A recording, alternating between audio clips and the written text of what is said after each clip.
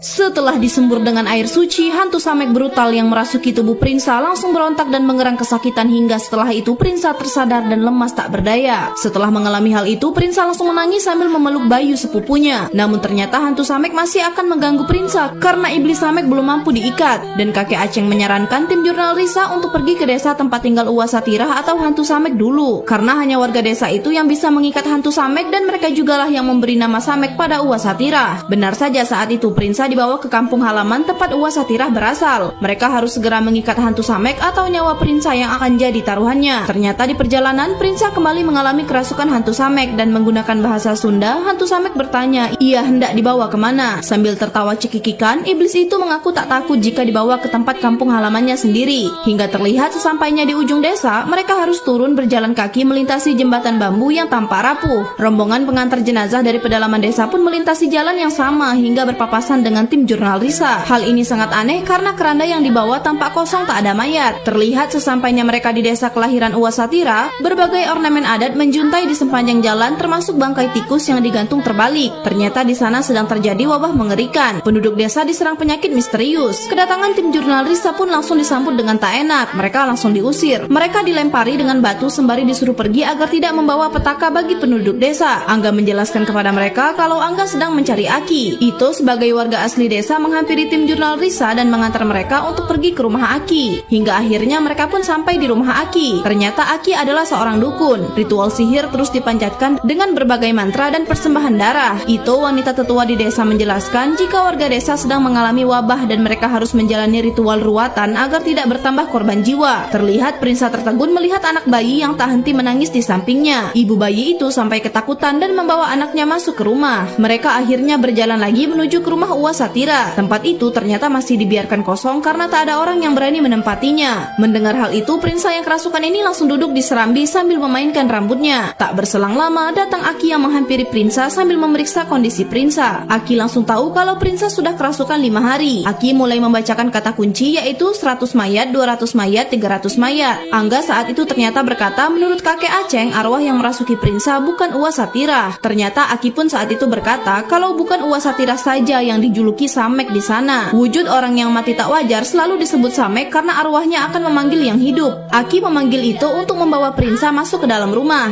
Hanya Angga dan satu kameramen yang boleh masuk mendampingi Prinsa, sementara Bayu dan yang lain menunggu di luar rumah. Aki saat itu pun menjelaskan dalam ritual pelepasan Samek mereka harus membuka gerbang gaib selebar-lebarnya. Karena saat Samek keluar dari tubuh Prinsa, maka tidak hanya Samek yang keluar, tetapi benda gaib lain akan mencari tempat bersemayam di tubuh orang lain. Tim jurnal Risa sedang membantu persiapan ritual yang akan dilakukan